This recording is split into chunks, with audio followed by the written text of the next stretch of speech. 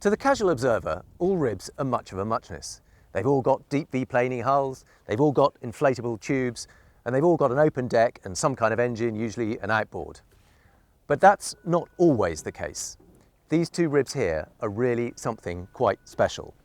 These are the Rafnar 850 ribs, and they have a completely different hull shape, as well as a different engine configuration and a very unusual task. But to really understand what makes them so different, we need to have a look at what happens underneath the water.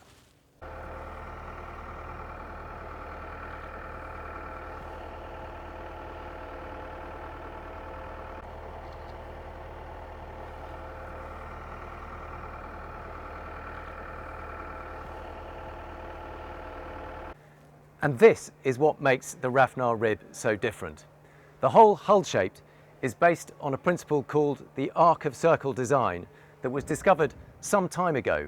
But what's really made the difference is a chap called Ossia Christiansen, who owns Rafnar and is a very successful Icelandic businessman who has put a reported 50 million euros into perfecting this hull design, because he himself is an amputee and has built his fortune trying to make life more comfortable for prosthetic limbs and amputees. And he wanted a boat that would not slam. And when he couldn't find one, he decided to go out and make his own.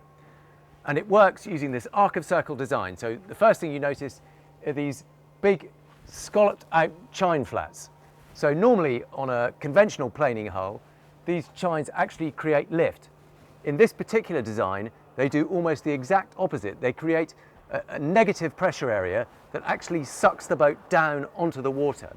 And you can see this whole arc that comes right down here. It's almost like a pregnant belly, if you like, on a whale or something, because it's a great big keel that comes all the way down and creates an arc here, and the water flows around it in such a way that it doesn't create the drag that you'd expect a keel would. It flows around it very, very efficiently, creating these low pressure spots that actually reduce drag as well as sucking the boat down onto the water. And it's this that gives it a very unusual ride. So you can see how this keel then starts to lift again back towards the boat. And all the way down here, you've got these scallop surfaces. And here, that's just the water intake for that big D6 up above. And it comes about 2/3 the way back towards the stern. It completely flattens out. This whole arc comes up to meet the hull, and actually there's a little flat, what we'd normally call a planing pad. In fact, I think that's probably here because most of the previous boats had jet drives, and this is where the jet intake would suck the water up. In this case, because we've got the stern drive, there's actually that's the big sonar transducer actually built into that flat surface area. And then you've got those jack shafts running from the engine all the way up here in the center of the boat to the outdrive on the transom in its normal position. So you've got the engine and all the weight in the middle, keeping the center of gravity right in the center where this big keel section is. So it's perfectly balanced, but you've got the drive, the efficiency and thrust of that DPI drive at the back, big diesel engine in the middle, making the most of this very unusual hull shape. So now let's take it out on the water and see how that affects the behaviour at the helm. So we're out on the water in Chichester Harbour, and the first thing you notice is that distinctive sound, because unlike most open ribs, this isn't powered by a petrol outboard. This has got a big Volvo D6 diesel with 440 horsepower, and even more unusually, it's mounted amidships right under this centre console. So you've got the big 6-cylinder engine here, and then a short jack shaft that leads to the DPI outdrive on the back. So by keeping all the weight in the middle, it keeps the centre of gravity right and helps make the most of that hull. One of the other slightly unusual things you notice for such a strong, tough looking, almost commercial style rib is there's a very delicate little wheel. It's a very small diameter, very, very light, it's electronic steering. So for such a big, tough looking boat, it actually feels remarkably delicate. It'll be interesting to see how it performs when we really get going. Well, we've had an amazing run out. We've tried everything we can to upset the boat, and it just won't do it. it behaves so unusually, but yet once you get used to it, it's very predictable.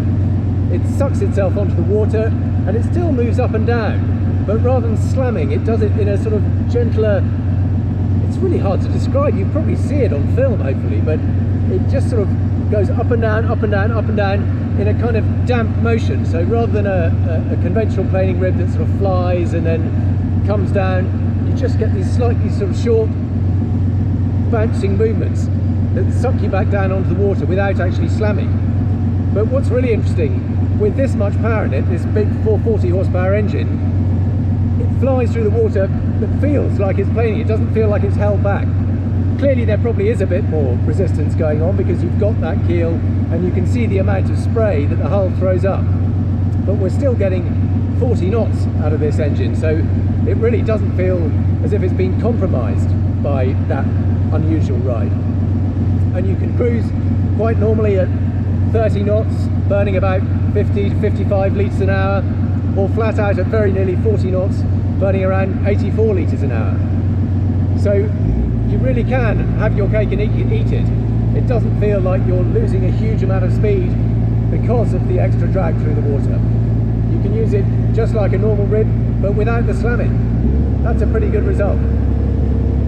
Look at this. Let's put the hammers down one last time and see that engine go. So we're doing 10 knots, not quite planing. Well, it doesn't really plane. You can see there's no great change in attitude.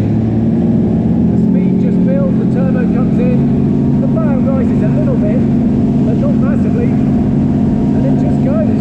Put the hammers all the way down, lift up, and we're flying along 36, 37, 38 knots. What's not to like? Right, time to go home.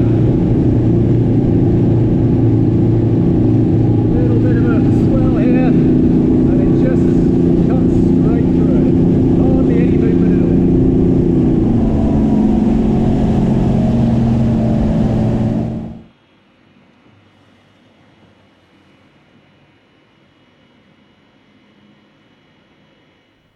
Now, the other thing that makes these boats rather special is they've got a very particular purpose.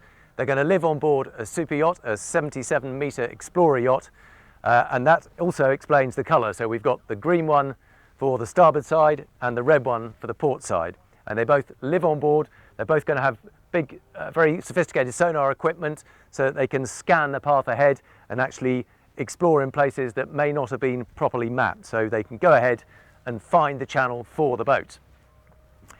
Now, obviously, it's got a bit of seating on it. It's going to act as the yacht's tender as well. We've got this very grippy surface.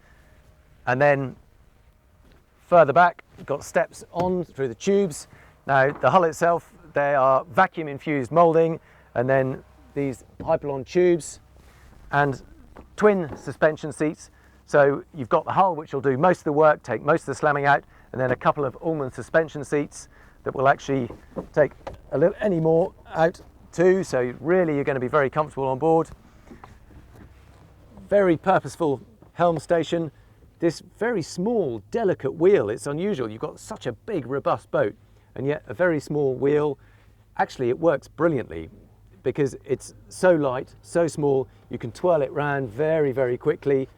These new Volvo drives, they're all electronic steering, so there's no mechanical link. It makes it very light, very quick.